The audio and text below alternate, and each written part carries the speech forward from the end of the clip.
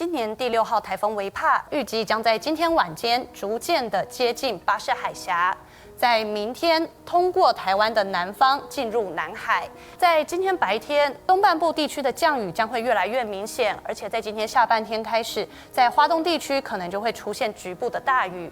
而西半部地区属于背风侧，在早上、中午这段时间，其实都还是高温炎热的天气。不过中午过后会有一些局部的午后雷阵雨出现，而到了今天入夜之后，整个东半部地区到恒春半岛的降雨就会越来越明显。到了明天白天，雨势会更大。而在明天台风逐渐进入南海之后，在我们南部地区降雨的状况也会变得比较多，会有一些间歇性的阵雨。气象署目前发布强风特报，要提醒新竹以北、宜兰地区以及东南部，还有接下来明天台风往西移动之后，屏东、高雄的沿海都会有比较明显的强风出现。另外，在高山地区，尤其是我们中央山脉附近的棱线高山也会出现强风，还有金门、马祖也会逐渐出现比较强的风势，提醒大家要多加的注意。